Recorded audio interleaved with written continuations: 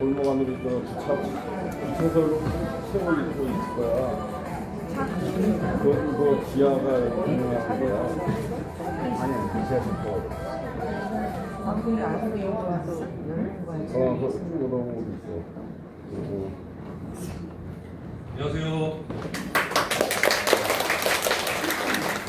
만나서 반갑습니다. 저는 한국방송통신대학교 국예술연구회 36기 이승남입니다. 우리 국예술연구회는요, 48년의 역사와 전통을 자랑하고 있습니다. 오늘 우리가 준비한 공연은요, 48기 신입생분들의 희노애락을 방송대 국예술연구회 색깔로 새로 창작하였습니다. 공연 도중에 배우들이 실수를 할 수도 있어요. 그런 거 그냥 넘어가지 마시고요.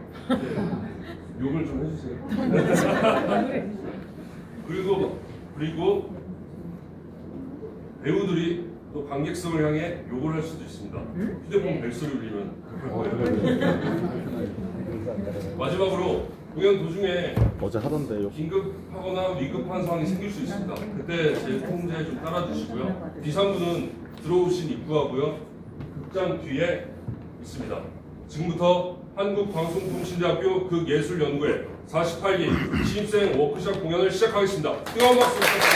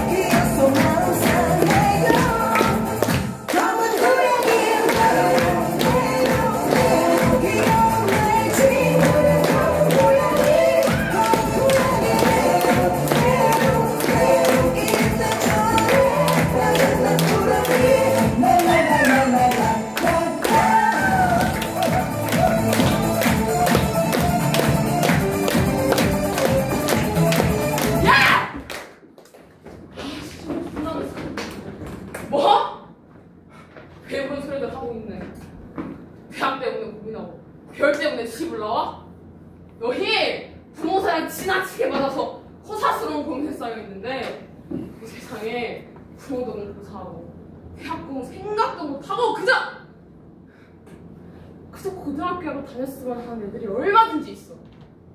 바로? 너희 손톱이 다 닳도록 하루 8시간씩 기계랑 실행하면서 노동하는 내 생각은 해봤니? 그래서 딱 한 번만이라도 대박이고 여학교에 다녀봤으면 하는 요공들 생각은 해본 적 있고? 우리 너희들처럼 여유롭게 여가를 즐기고 미치한 그런 거? 그런 거 몰라. 우리의 꿈이란 걸! 그래서 공부 좀 하고 좋은 남편과 만나서 행복하게 살아보겠다는 꿈뿐이라고!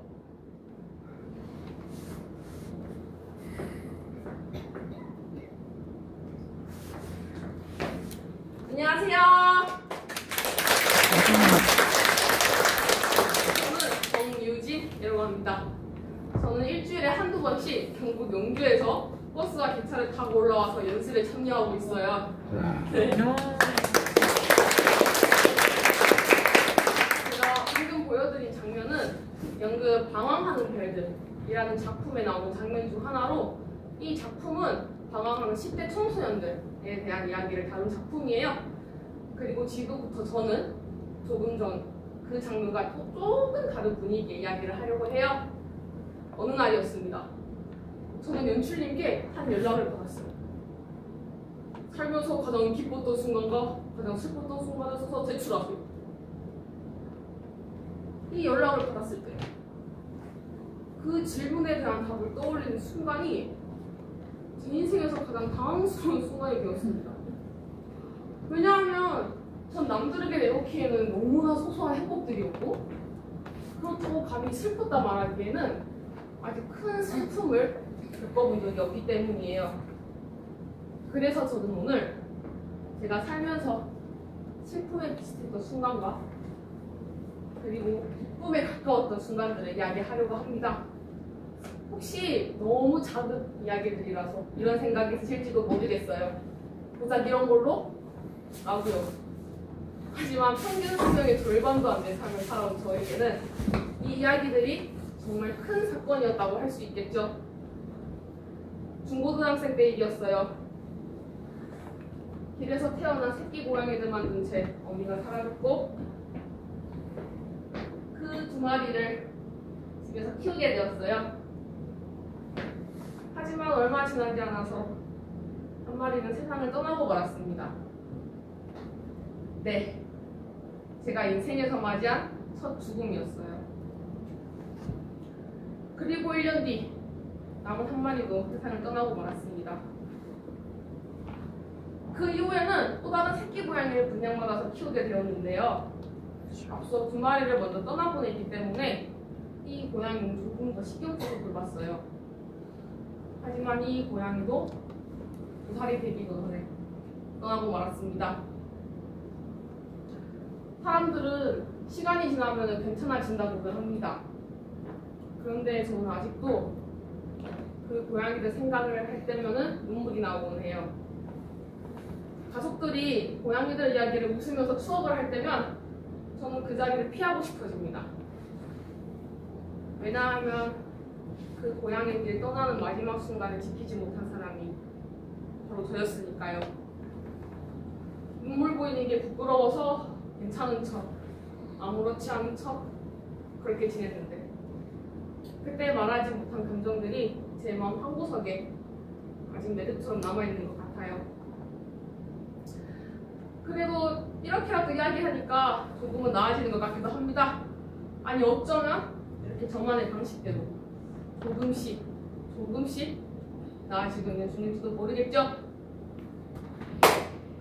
하지만 기쁘고 행복했던 순간도 정말 많았습니다. 좋아하는 배우의 사인을 받고 같이 셀카를 찍었던 날, 진짜 보고 싶었던 분을 키스럽게 된 날, 시험에서 정말 좋은 성적을 받았던 날, 맛있는 음식을 먹고 행복해하던 날. 하지만 그 중에서도 가장 행복했던 순간은 가족과 함께한 시간들이었어요. 고등학생 때 일이었습니다. 취업 준비가 마음대로 풀리지 않아서 모든 게 무기력하게 느껴지는 시기. 가족들이 저를 데리고 아무런 계획도 없이, 정말 아무 계획도 없이 저 넓은 바다로 떠난 날이었어요. 그 바다에서 저는 가족들과 목말고 오랜만에 놀기도 하고, 그러다가 바닷바람을 느끼기도 하고, 배가 고프면 아무 식당에 가서 배를 채우던 그 하루가 저에게 숨 쉬는 것처럼 정말 행복한 하루였습니다. 그래서 저는 지금도 힘이 들 때면 그날 느꼈던 노래의 온도, 바닷바람, 가족들의 웃음소리, 이런 것들을 떠올리면서 조용히 하지만 단단히 다시 일어섭니다. 제 이야기가 너무 사소해서 너무 작은 것들이라서 이런 생각이 드실지도 모르겠어요. 고작 이런 걸로? 라고요. 하지만 고작 이런 순간들이 저를 살아가게 했고 저를 성장하게 했고, 그리고 지금 이 무대 위에 설 수 있게 해주었습니다. 그래서 저는 오늘 여러분들에게 여러분들이 고작 이런 걸로 여겼던 순간들이 여러분들을 지켜주고 있음을 이 자리에서, 이 무대 위에서 꼭 전하고 싶었습니다. 감사합니다.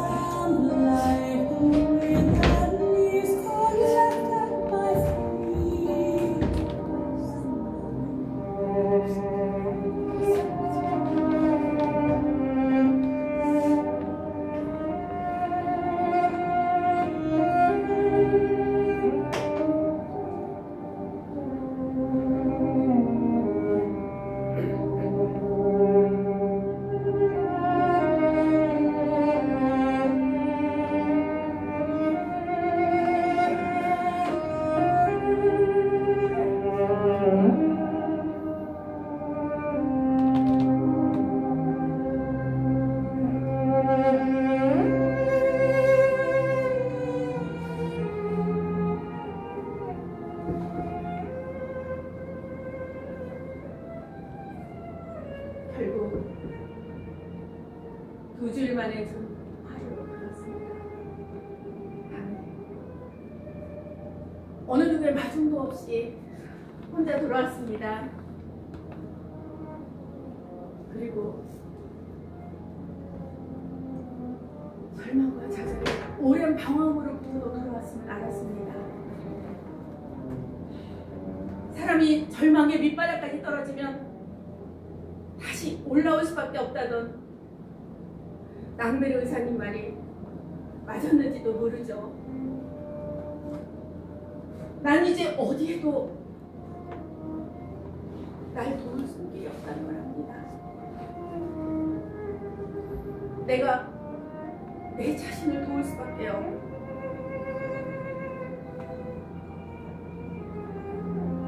모리스가 생방을 얻어 떠나버린 저 빈집은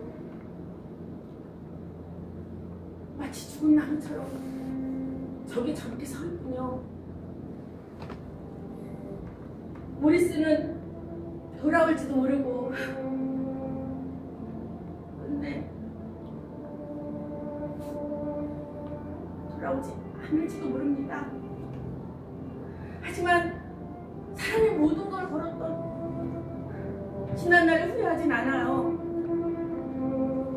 사람은 옳건 그르건 자기 방식대로의 삶이 있으니까요. 난 아직 44이고 저기 캄캄한 문 뒤에는 어떤 모습일지는 모르지만 내 미래가 있다는 걸 알아요. 좀 무섭긴 하지만 결국 내 손으로 저 문을 열고 들어가야겠죠? 어쨌든 나한테 주어진 내 삶이니까요.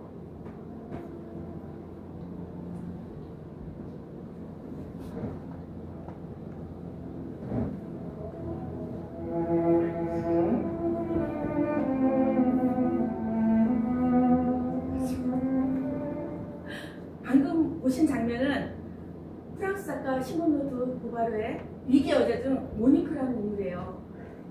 사랑했던 남편의 외도와 배신으로 혼자가 되지만 다시 자신의 삶을 살아가려고 하는 여자 이야기죠. 그 모니크를 바로 제가 연기했습니다. 저는 이화기입니다. 모니크라는 인물을 통해서 제 연기를 보여드렸다면 이제는 제 이야기를 할 차례입니다.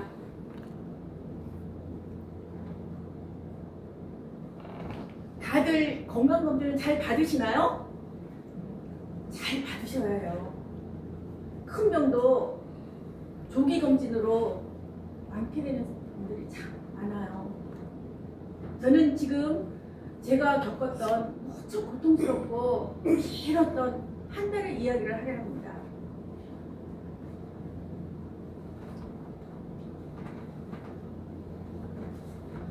지금 당장 큰 병원에 가서 정밀검사 받으세요. 그날 건강검진에서 의사 선생님이 그렇게 말씀하셨어요. 그 말을 듣는 순간 머리는 멍해지고 세상은 멈춘 것 같았어요. 그리고 의사 선생님께서 설명하며 가리키던 모니터도 낯설게만 보였죠. 뭐가 뭔지 어떻게 하는지 모르겠더라고요. 저는 병원 예약하고 병원 다니고 결과 기다리고 이 모든 걸 혼자 했어요. 차마 아이들한테는 말을 할 수가 없었죠. 만약에 혹시라도 나쁜 결과가 나오면 그걸 어떻게 감당하겠어요. 그게 더 무서웠거든요. 그리고 저는 제 주변을 조금씩 정리했어요. 내 시간이 담고 내 소중한 물건들. 만약에 제가 떠나고 나면 그걸 정리해야 할 아이들이 얼마나 마음이 아프겠어요. 그래서 제가 정리를 했어요. 그때 언젠가 딸아이가 했던 말이 떠올랐어요. 엄마 없으면 오빠랑 나는 고아야. 장난처럼 했던 말인데 그 말이 계속 귓가에 맴돌았어요. 저는 속으로 기도를 했어요. 하나님, 많은 욕심은 안 부릴게요. 조금만 더 시간을 주세요. 저 아들 장가갈 그때까지만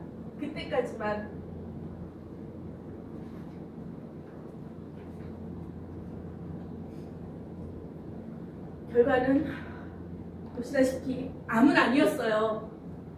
지켜보면서 관리만 잘하면 된대요.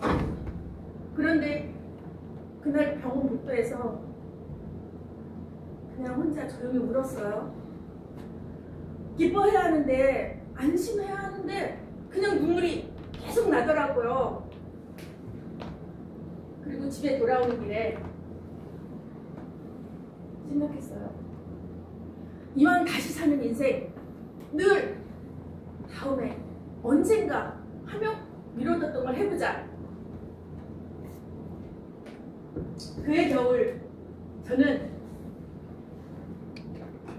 늘 마음속에만 담아뒀던 대학의 꿈을 방송통신대학 입학으로 시작했어요. 저는 지금 국립한국방송통신대학교 관광학과 3학년입니다. 직장생활하며 공부를 한다는 게 쉽지만 않아요. 하지만 저는 지금 너무 행복해요. 영상 수업 듣고 과제하고 시험 공부하고 그리고 이렇게 좋은 스터디 친구들과 대학 생활을 만끽하고 있어요. 그리고 덕분에 이렇게 무대에도 섰네요. 누구의 엄마도 아니고 누구의 보호자도 아닌 오롯이 나 자신 이화기로서 인생의 시간은 기나들고 무거웠지만 그 긴 시간을 지난 이 자리에서 저는 제 자신이 정말 자랑스럽습니다. 감사합니다.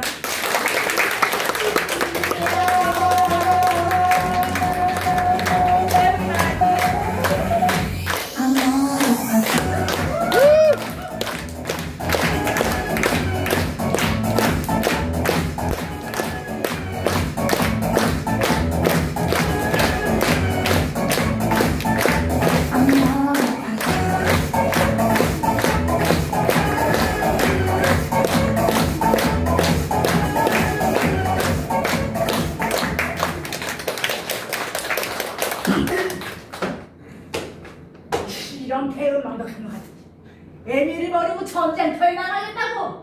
어디 이쪽 뒤로 점이나 한번 쳐보자. 세상 일이 그리 호락호락하지만은 않을걸. 조국의 아들들이여, 조국은 장교를 필요로 합니다. 사방에서 이렇게 외쳐대니 애미 무슨 자식 걱정이 안 되겠어요? 아주 걱정이 대상 같다고요. 제 자식들은 아주 나쁜 버릇들이 있답니다. 생모도 말이에요. 자, 운명이나 보여보자. 자, 꼬바라디 운명이다. 놔줘야지. 이게 뭐야? 이게 아유 진짜가 아이고 왜 너네 진세? 아유 이런 고통을 당하려고 내가 널 낳았단 말이야. 네가 죽어 이놈아. 그것도 한창의 이팔 청춘 나이에. 아이고, 네가 군인이 되면 이 난리통에 죽을 거야 뻔하지. 애비를 닮아서 약게 굴지 못하면 몸으로 내려오는 수밖에. 그런데도 군인이 되겠다고 이놈아. 네가 애비 곁에 있어야지 이성아. 저놈들이 널 해병아니 겁쟁이라고 놀려대도 웃음으로 넘겨야지 이놈아. 안녕하세요.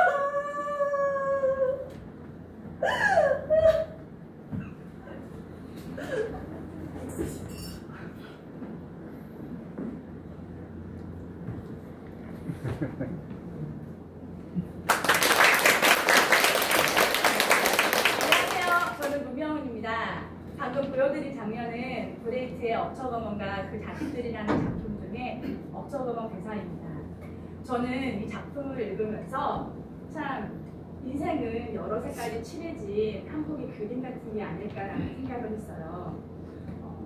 지금부터 보여드릴 장면은 저의 이야기인데요. 비록 짧은 인생이지만 여러 색깔이 칠해진 저의 인생 중에서 가장 힘들었고 가장 행복했던 이야기를 시작해보도록 하겠습니다. 네, 과장님. 식사 정리 좀 해. 네, 알겠습니다. 부탁해요. 네. 저 과장님, 저 벌써 석 달째인데 월급 언제쯤 나와요? 저 진짜 힘들어요. 저 그리고 회사 힘들었는데 이번 달도 안 되는 거예요? 나도 미치겠어. 이놈 회사 때를 치우든지. 영원 씨는 혼자지만 나는 집에 딸린 식구들도 있잖아. 힘든 거 알아. 아는데 회사가 살아야 일도 하고 월급도 받을 거 아니야. 이번 달만 어떻게 좀 견뎌봐. 이번 계약 성사되고 나면 다음 달에 월급 들어올 거야. 알았지? 네, 알겠습니다. 진짜 회사 때려칠 수도 없어. 진짜 당장 밤새면 생활비면 죽겠는데. 더 빌릴 돈도 없는데. 어떡하지? 명함에 있는 번호로 짧게 빌릴 수 있는지 물어볼까? 어차피 다음 달에 월급 나온다 했으니까 한달만 쓰고 갚으면 다 되겠지?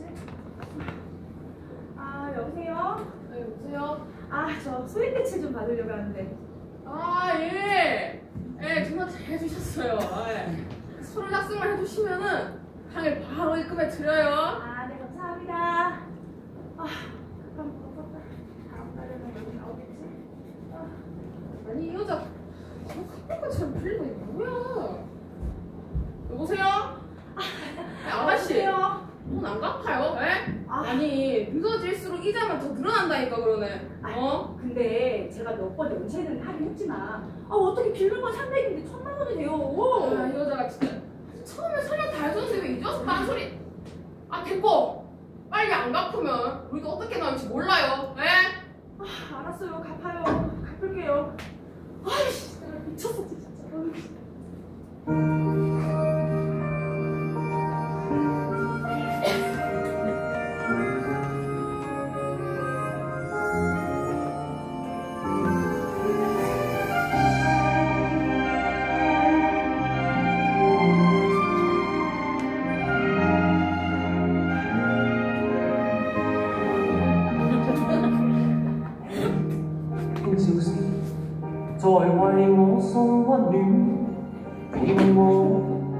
若快樂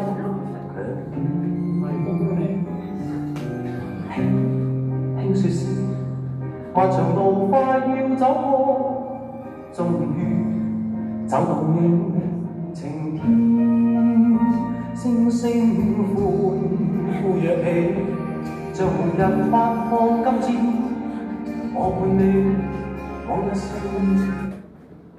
뭐? 그게 뭐라고 안 된대. 그 빚? 내가 갚아준다고. 그러니까 결혼하자고. 어? 야, 내가 진 빚을 왜 네가 갚아? 내 집을 왜 네가 떠나냐고. 나도 너하고 연애하고 결혼까지 하고 싶어. 내가 얘기했지. 나 너한테 당당하고 싶다고. 동등하고 싶다니까. 어? 너 자꾸 그런 얘기 할 거면 연락하지 마. 아, 왜 스케줄이요? 빨리 살릴 거야! 여기 서류 줘. 아, 네, 과장님. 알겠습니다. 나갔다 온다고 여기 다 정리해놔. 알겠습니다. 부탁해요. 여기 씨 이거 좀. 네. 일 더럽게 시키고 나. 나 보고 싶고 왜 이렇게 보고 싶어? 내가 참.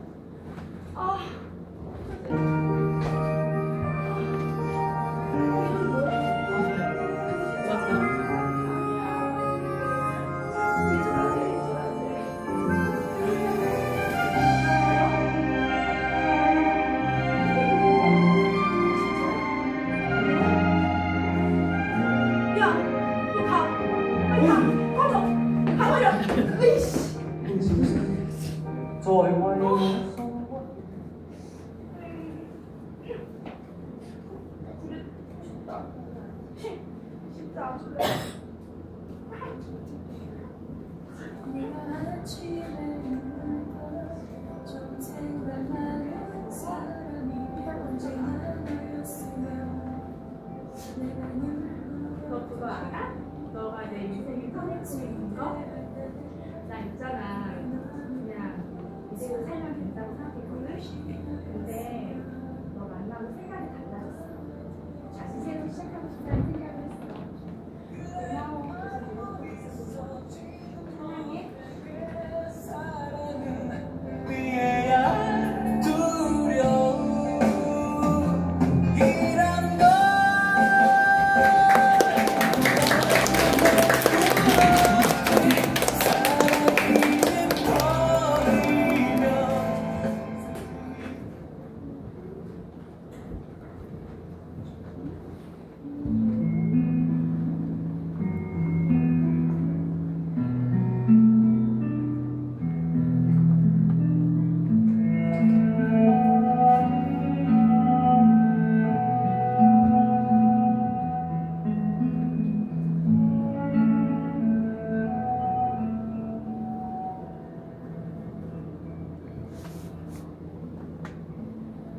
내 생애 가장 처음 기억은 너 나한테 거짓말했어.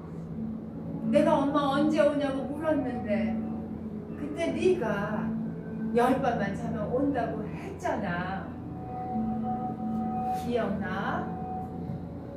나 진짜 그거 믿었는데 10밤이 지나면 엄마가 온다고 진짜 믿었는데 10밤이 빨리 지나길,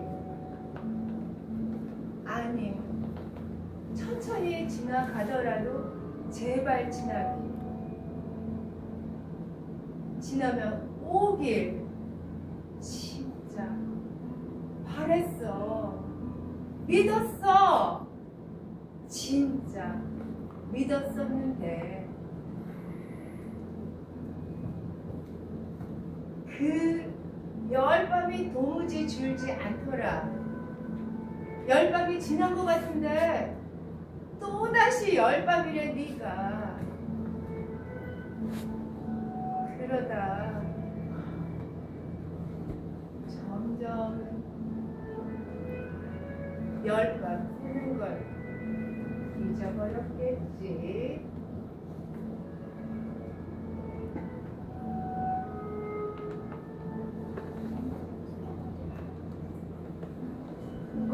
이거 알아? 그때 네가 엄마가 열밤 자면 온다고 해서 내가 열밤 숫자를 세야 하는데 몇 밤이 지났는지 세야 하잖아. 근데 자고 나면 까먹을 것 같은 거야. 그래서 내가 어떻게 했는 줄 알아? 그거 생각해낸 게 이렇게 손가락을 접고 자른 거였어. 그때는 내가 왜 어디다가 적거나 표시하는 거를 생각하지 못했는지 몰라. 아마 멍청했나 봐. 아니야. 나는 그때 너무 어렸어.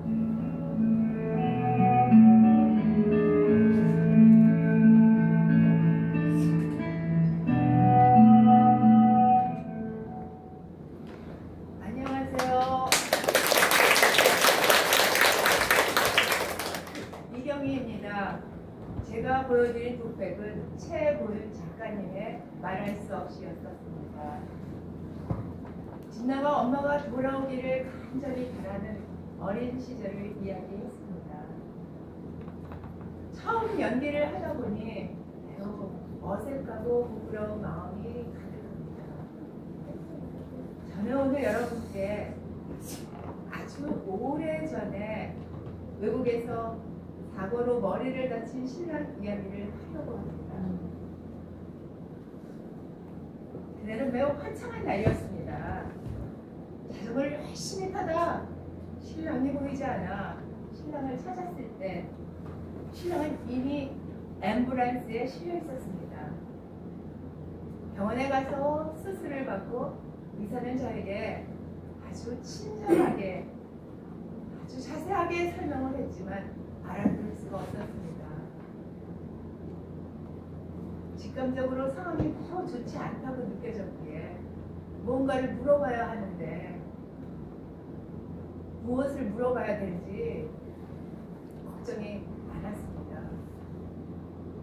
그래서 그냥 간단하게 물어봤습니다. 죽느냐고.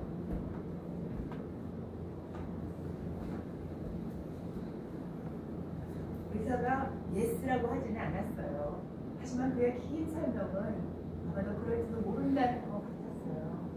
그래서 저는 아니야 그런 일은 일어나지 않을 거야, 괜찮을 거야 하면서 저를 위로했습니다. 제가 영화에서 보면 큰 사고를 당하면 울고불고 난리가 납니다. 저는 울지 못했습니다. 제가 사고를 당하고 보니까 눈물이 나기보다는 머리가 멍해지고 점점 바보가 되는 느낌이었습니다. 스스로 신랑은 중환자실로 보내졌습니다. 다음날 아침 의사는 신랑의 뇌가 붓는다고 하면서 두개골을 잘라내는 재수술을 했습니다. 그리고 나서 신랑의 회복을 위해서 수분제를 처방했죠.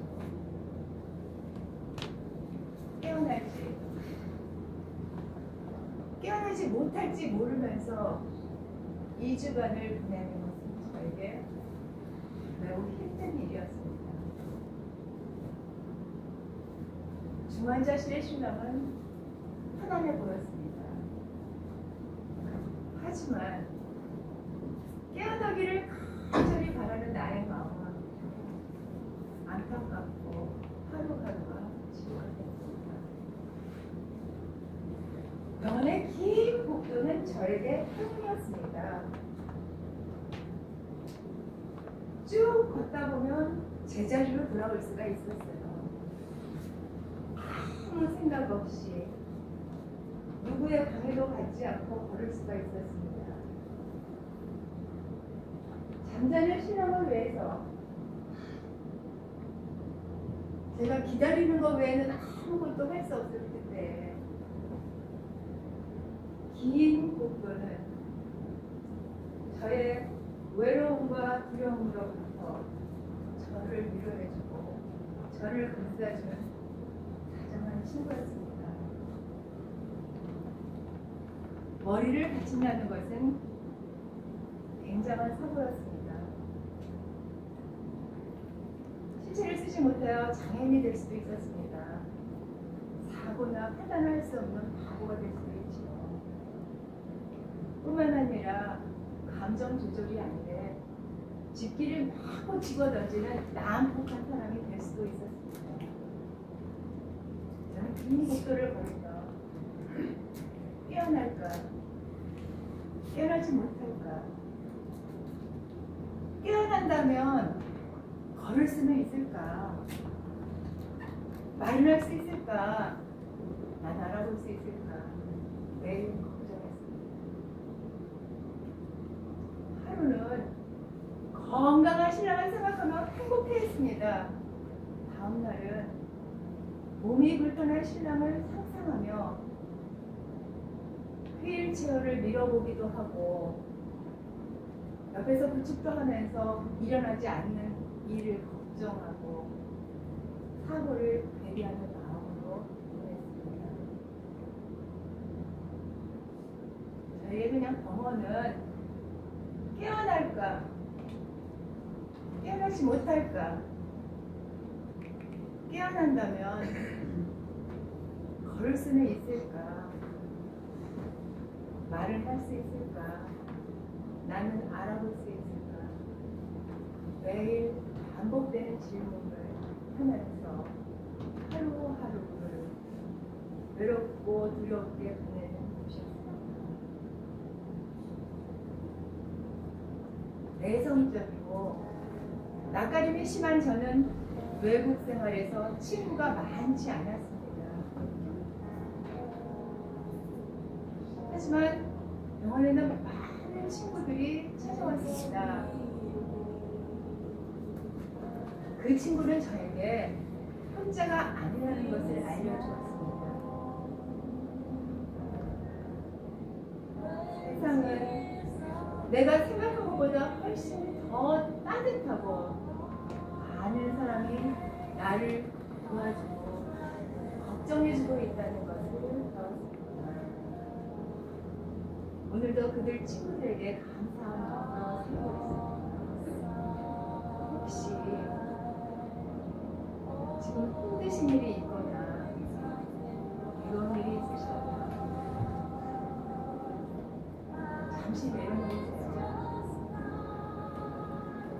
그리고 우리가 생각했던 행복했던 일들을 상상해보세요. 오늘의 불행은 행복하고 내일은 우리에게 좋은 일만 온다는 것을 믿어보세요. 감사합니다.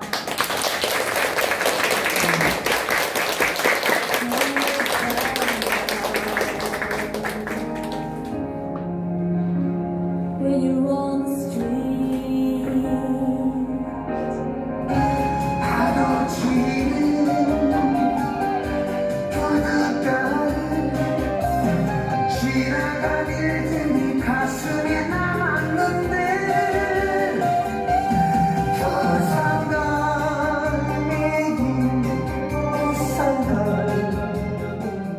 안녕하십니까. 지는 정혜경이라고 합니다. 지는 지금 방과후 초등학교 방과후 강사 일을 하고 있습니다. 우리 딸내미들은 전문직으로 부러지게 사회생활하고 있고요. 우리 남편은 경병기 시기를 잘 빡세게 잘 견뎌갖고 지금은 은퇴 준비를 하고 있습니다. 생각해보니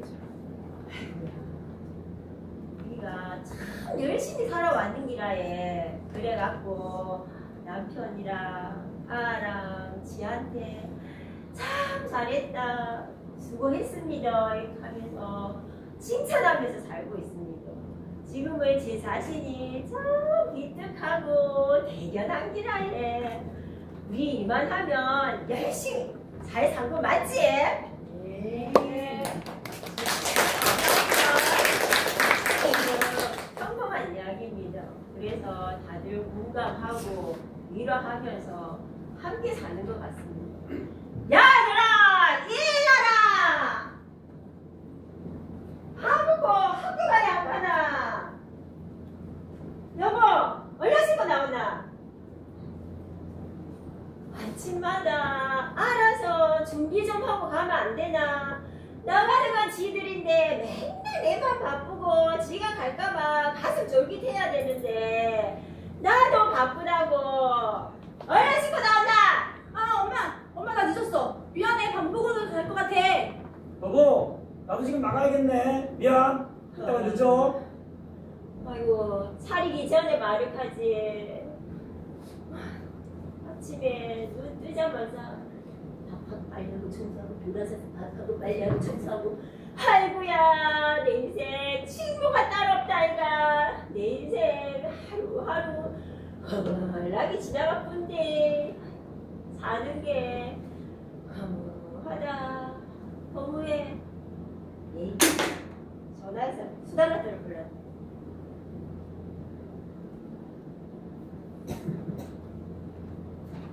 여보세요? 아, 네.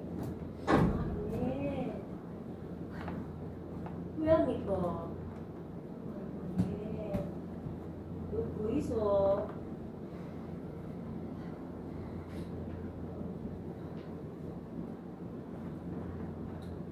선우 엄마가 천식이 있는 건 알았는데 그래 심할 줄은 몰랐네. 빨리 나아야 될 텐데. 엄마, 선우 엄마 돌아가셨대. 선우가 엄마 손잡고 계속 불렀는데 못 깨어나시고 돌아가셨대. 엄마는 아프면 안 돼. 아프지 마, 알았지?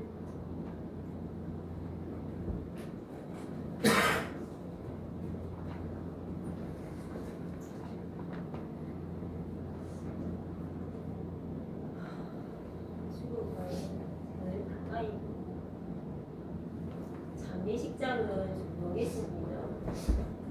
오늘 남편과 아이들은 좀 통화에 서갖고 조문객들을 맞이하는데 눈물 한 방울을 안 흘리네. 그런데 그 침묵이 말 다 했다 아닙니까? 사람이라는 게 언제 어디서든 떠나볼 수 있는 존재 아닙니까? 그래서 살아있는 지금 이 순간 많이 사랑하고 자주 안부를 묻고 따뜻하게 살아야 할 것 같습니다.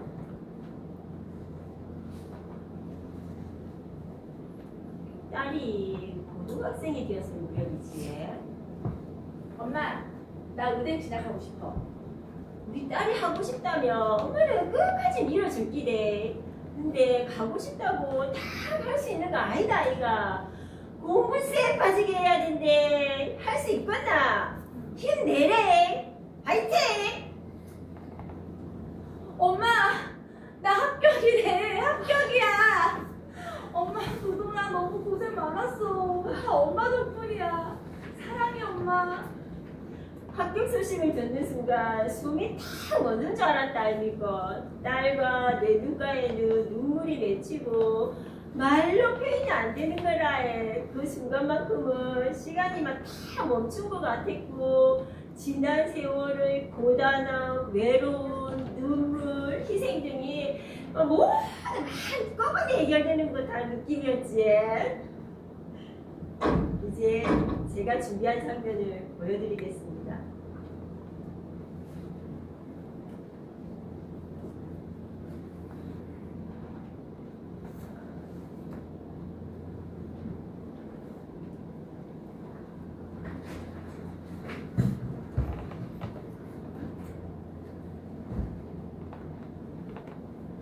엘리자베스, 당신이요? 당신이 스스로 당신 자신을 용서하지 않을 때 제가 당신을 용서한다는 것 얘기해요. 왜냐하면 내 영혼이 아니니까요. 당신 거면 당신이 찾아야 해요. 하지만 이거 한 가지만은 확실히 알아두셔야 해요. 당신이 무슨 일을 하건 당신은 고계란 분이라는 거.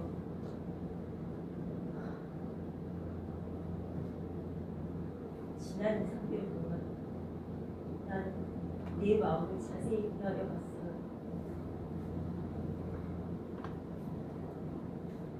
돌이킬 수 없는 죄를 여러 번 저질렀던 어떻게 남편의 간통을 시인할 수 있겠어요?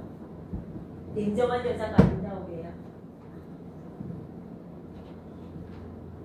저들에게 눈물을 보이지 마오. 눈물은 저들을 기쁘게 해주는 거요. 당신은 절 모르세요. 당신은 내 죄까지 짊어지고 있는 거예요. 난 어제라도 이 자신을 너무나 못생긴 여자라고 생각해왔어요. 그래서 진정한 사랑을 할 수 없다고 여겨왔죠. 네 집을 냉랭하게 만든 건 전적으로 저 자신이에요. 여보, 당신 뜻대로 하세요. 아무도 당신을 심판할 수는 없어요. 이 하늘 아래 당신을 심판할 사람은 아무도 없어요. 당신같이 고결한 사람은 아무도 없다고요.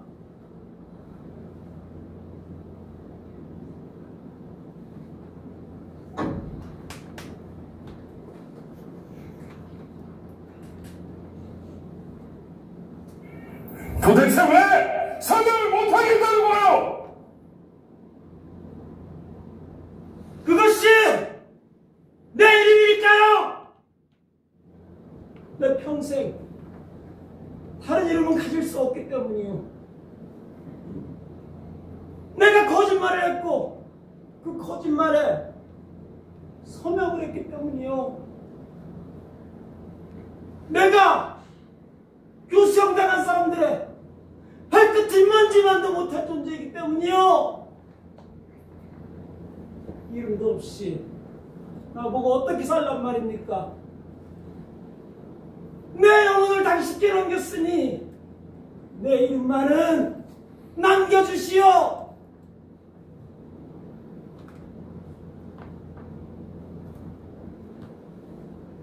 난 할 수 있어요. 내가 할 수 있다는 것이 첫 번째 기적입니다. 당신은 지금 기적을 하셨어요.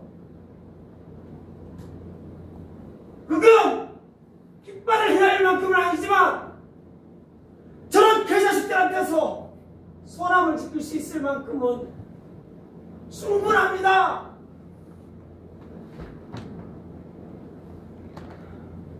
자, 자존심을 보여줍시다. 돌같이 차가운 마음을 보여줍시다.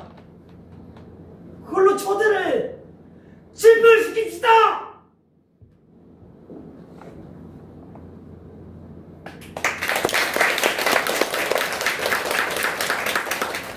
안녕하세요. 저는 박성환입니다. 제가 지금 몇 주 동안 연습을 열심히 했더니 목이 쉬었습니다. 어땠나요? 제 연기 봐줄만 했나요? 네. 네, 제가 생전 처음으로 연극을 해보는데 아마 많이 부족하고 어색했을 겁니다. 처음이라는 건 앞으로 더 잘할 일만 남았던 거니까 여러분들이 많이 공유해 주시면 많이 힘이 될 것 같습니다. 그럼 지금부터 제 얘기를 한번 해볼까요? 네. 늦은 나이에 연극을 시작하게 된 계기가 뭐예요? 예, 지난해 우연히 연극을 한 편 보게 됐어요. 여러분들처럼 무료 연극이요. 그때 무대에서 연기하는 배우들을 보면서 와, 저 사람들은 정말 가슴이 후련하겠구나 그런 생각이 드는 거예요. 그러면서 깨달았죠. 제 마음에도 제 마음속에도 뭔가 소리쳐서 토해내지 않으면 안 되는 덩어리가 있구나. 나도 그걸 토해내고 싶다. 연극이라는 거 한번 해보고 싶다. 그렇게 해서 오늘 이 자리에 서게 되었습니다. 그럼 이 자리에서 크게 소리 한번 질러보시죠. 네, 그럴까요? 여러분들도 소리 한번 질러보세요. 소리 어. 질러!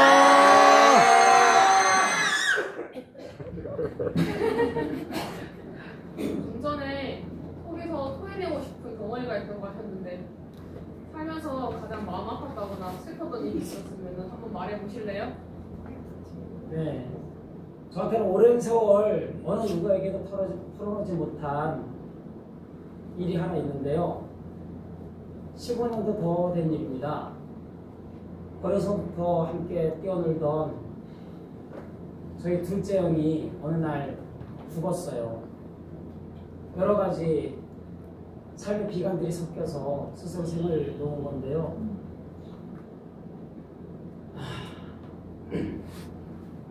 살면서 가장 큰 충격이었고 15년이 지난 지금까지도 잊혀지지 않는 그런 아픔이자 상처가 되었습니다. 세상을 향해서 왜 좀 더 당당하게 맞서지 못할까, 늘 형을 답답해하고 짜증내면서 다그쳤던 제 모습이 생각나서 아마 더 그런 것 같아요. 그 이야기를 오늘 여러분들한테 처음으로 이렇게 고백하고 있습니다. 다른 가족의 상처는 어떤 게 있나요? 자식 잃은 부모의 아픔을 참척의 고통이라고 한답니다. 우리 사이에 일어났던 세월호 사건이나 이태원 참사 같은 게 그런 걸 텐데요. 저는 15년 전에 저희 어머니를 보면서 일찌감치 그것이 어떤 건지 알게 되었어요. 둘째 형 장례를 치르는 동안 어머니는 정말 단 한마디 말씀도 안 하셨어요. 그리고 단 한 방울의 눈물도 흘리지 않으셨어요. 정말 어마어마한 슬픔 앞에서는 어떤 말도 눈물 한 방울도 나오지 않을 수 있구나. 저는 그때 깨달았습니다. 그 후에도 어머니는 둘째 형 얘기를 한 번도 하신 적이 없어요. 저희 어머니가 2달 전에 돌아가셨어요. 저는 이렇게 여러분들한테 오늘 제 속에 있는 덩어리를 토해내기라도 하지만 저희 어머니는 돌아가시는 그날까지 가슴속에 있는 그 한을 누구에게도 털어놓지 못하고 안고 가셨습니다. 병원에서 쉽지 않은 어머니 죽음을 붙들고 제 입에서 나온 말은 엄마 사느라고 정말 고생하셨어요. 정말 고생하셨어요. 그거였습니다. 그럼 기쁜 일은 어떤 게 있을까요?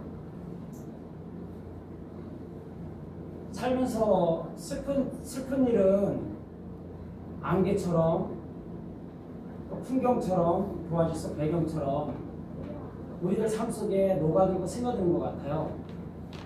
그런데 기쁜 순간들은 그렇지는 않고 순간순간의 기억들로 남아있는 것 같습니다. 물론 세월이 흐르면서 조금씩 기억이 희미해지긴 하지만요. 아예 그때 제가 취직시험에 합격해서 고향에 내려갔더니 나이 많은 저희 아버지께서 기뻐하시며 동네방네 자랑하시던 모습, 또 결혼해서 첫 아이가 태어났을 때 그 벅찼던 감동, 그거는 그런 기억들은 오랜 세월이 지나도 퇴색하지 않더라고요. 또 최근의 일로는 몇 년 전에 제가, 여러분들 혹시 정지용 시인 아십니까? 네. 네, 향수라는 시로 유명하고요. 시인들의 시인이라고 불립니다. 제가 몇 년 전에 지용 시인문학상에 당선돼서 등단을 했습니다.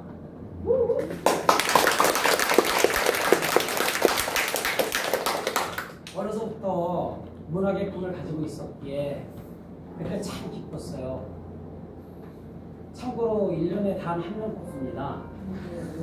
그리고 상금이 무려 500만 원이에요. 이럴 때 박수 한번 더 치셨어요. 솔직히 말하면 올 가을쯤에 제 첫 시집이 발간될 예정입니다. 지금 막바지 태고 작업이 한창이고요. 제 시집이 발간되면 여러분들 많이 읽어주시기 바랍니다. 읽어주실 거죠? 네. 약속했습니다.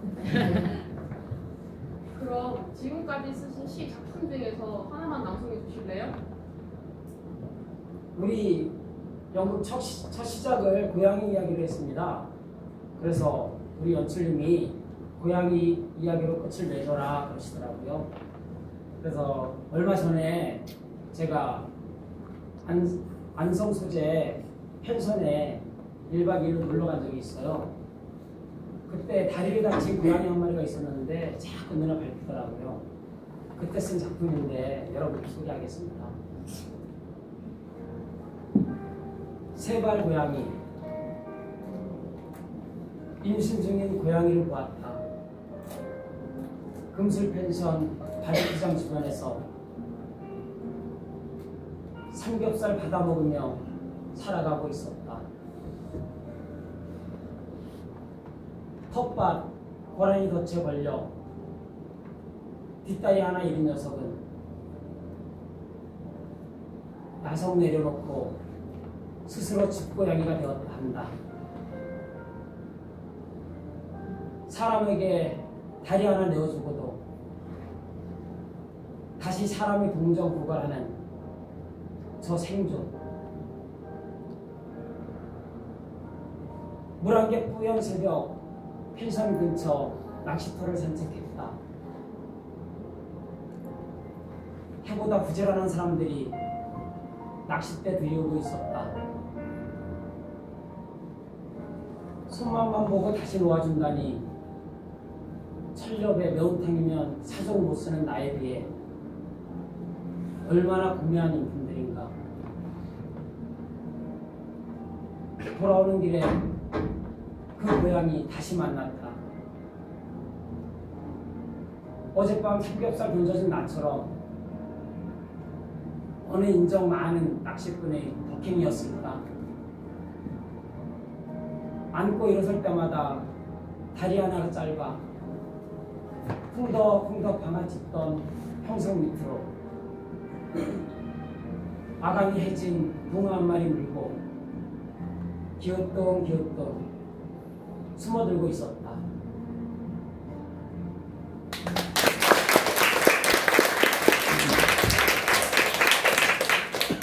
원래 제가 준비한 대본은 여기까지인데요. 오늘은 조금 더 해야 될 것 같아요. 사실은 오늘 객석에 저희 셋째 형이 와 있습니다. 일이 있어서 계속 못 온다고 하다가 어제 급하게 연락이 왔더라고요. 동생이 첫 연극을 하는데 안 가보면 후회할 것 같다고 그래서 오셨는데 어머니가 둘째야라고 부르던 그 셋째 형입니다. 둘째 형이 돌아가신 후 셋째 형은 그 충격으로 사실 지금까지도 신경과 약을 먹고 있어요.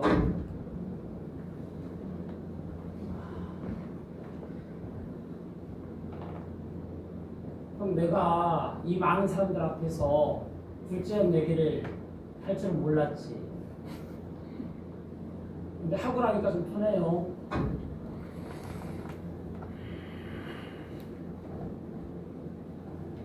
여러분들 여기 연극 끝나고 나가시면 제 이름을 검색하면 제가 발표한 시들이 몇 편 뜰 거예요. 거기에 우리 형이라는 작품이 있어요. 그 작품 속 주인공이 바로 저희 셋째 형입니다. 이런 형을 가졌다는 게 저한테는 또 행운이고요. 또 기쁨입니다. 제가 좋아하는 김종삼 시인의 시 중에 어부라는 시가 있는데요. 거기에 이런 구절이 있어요. 살아온 기적이 살아갈 기적이 된다고. 산호라면 많은 기쁨이 있다고. 행복은 크기보다는 횟수이고 빈도라고 합니다. 제 삶에도 여러분들 삶에도 작지만 소중한 기쁜 순간들이 많이 함께하기를 바라겠습니다. 감사합니다.